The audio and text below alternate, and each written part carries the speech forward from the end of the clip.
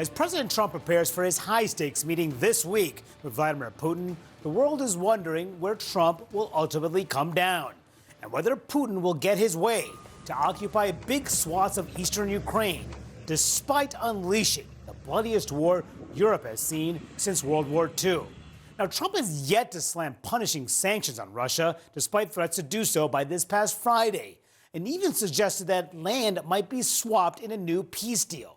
But just yesterday, Ukraine's President Volodymyr Zelensky insisted that his country won't cede territory. All as uneasy European leaders met in the UK yesterday with Vice President Vance to press their demands. But it could all come down to Trump, whose relationship with Putin over the years has evolved from warm praise to frustration to now a new openness to cutting a deal.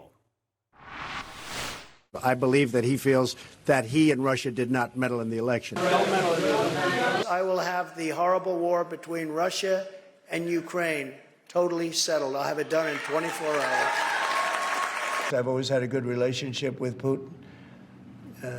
And, you know, he wants to end the war. He's killing a lot of people, and I don't know what the hell happened to Putin. We get a lot of bullshit thrown at us by Putin, for you want to know the truth. President Putin, I believe, wants to see peace, and Zelensky wants to see peace. All right, joining me now are CNN's Kristen Holmes, Zoe and Connor Youngs from the New York Times, and the Cook Political Report's Amy Walter. Nice to see you all. Hello. Good morning.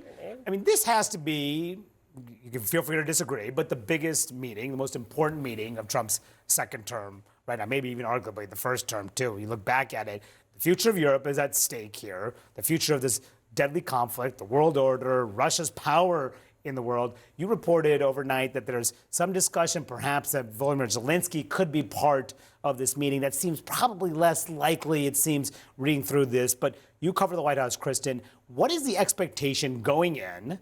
And is there any belief that Trump may accept what Putin is suggesting here, which is a ceasefire in exchange for occupying significant portions of Ukraine? Well, it's certainly possible. I mean, when he was asked about it last week, he basically said, well, some territories might have to be swapped and some might be given back to Ukraine. He wouldn't say no in terms of making a deal that would cede some of Ukraine's territory to Russia. So that's certainly on the table. We also know that this is a discussion that they were having with European allies because they are trying to get some European buy-in before that actual sit-down meeting between the two of them. And just on Zelensky and that part of it, it is not that there would be any world in which they sit down first for a trial with the three of them. Even Trump had suggested that privately. But they were always going to have just a Putin and Trump bilateral meeting. Trump wants that meeting.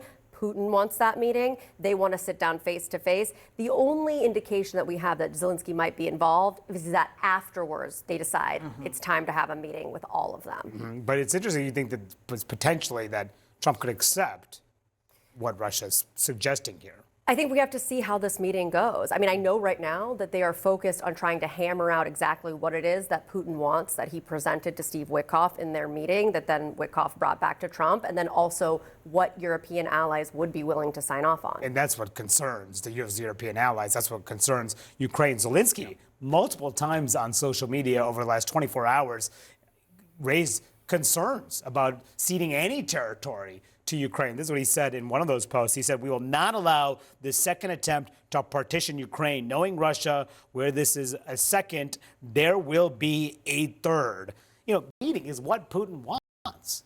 Putin wants to break up the European order here, which is why there's real fear in the rest of the world that this meeting is taking place. And Putin has wanted a conversation just with the United States, sidelining Zelensky, essentially to make this a real estate negotiation, right? Even though it's about a real sovereign nation here. Zelensky's fear is that this will once again be another example of two large powers in the globe carving up the territory of a smaller nation, of a smaller power, without him having the necessary buy-in for peace for his nation at this point. It's just when you look at the arc of the United States' stance and approach to Ukraine, it's a really remarkable change. You know, in the Biden administration, they used to say, we're not going to go to the table unless Ukraine is there. Now we have a situation where the two sides at the table don't involve the nation that was invaded in the first place as well. So you can see Zelensky's concern, an outspoken concern at this point. It will be interesting to see just the details of any potential arrangement, particularly what would happen with the Donbas region that just a little while ago, I remember the United States struck a deal to also access critical minerals in that region as well. So seeing how the details of this work out, we'll have to watch. Yeah, that's going to be so instructive. But how does the American public feel about Trump? As of course he is now at the center of this. How this ultimately plays out is determinative about his position here. What does the American public think? Overall, just 33% of all voters support the way he has handled this. This is among the lowest of the issues that tested in this Gallup poll. But even among Republicans, it is at 70%. And that is, that's high, but that's lower than all those other issues, which is 80, 90% with Republican voters. Yeah, some of it is the clip you played leading into this of, I can solve this in 24 hours. Obviously, it's a lot more complicated than that. The thing for me, Manu, and you appreciate this as well, is watching Congress just being completely sidelined by all of this.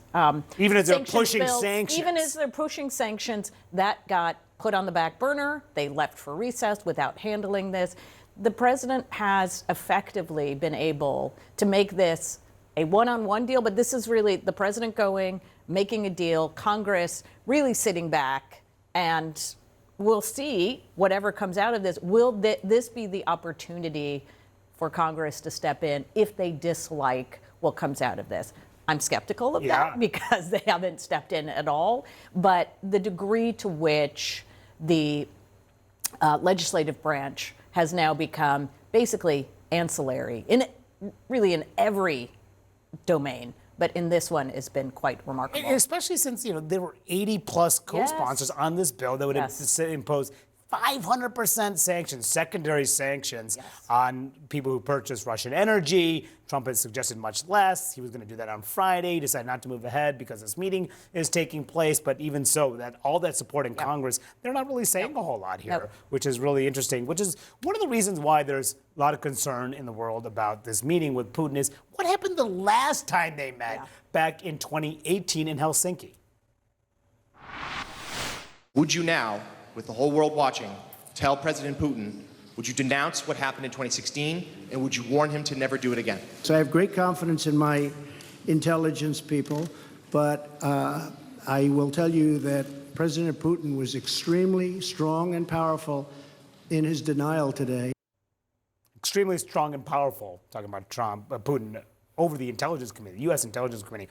But regardless of that, it's the general fear that Trump could get played by Putin. Yes, of course. And this is kind of the all-over fear that everyone, even close to Donald Trump, will have because of the fact you have him surrounded by people like Marco Rubio, like J.D. Vance, who do believe that Putin is a master manipulator and that he is trying to manipulate this situation too. Now, I will say we are in a slightly different situation than we were then, only given the fact that President Trump has been embarrassed by Putin now on several occasions. He has said, one, that he was going to solve this crisis in 48 hours, 24 hours. The reason he hasn't is because Putin has been playing him, has been giving him, as he says, lip service, saying he'll do one thing and then the next day he bombs another city in Ukraine. So if there's some skepticism there, that might change the dynamic. However, whether or not that comes forward when the two are actually face to face, that remains to be seen. We know Putin knows how to talk to Donald Trump.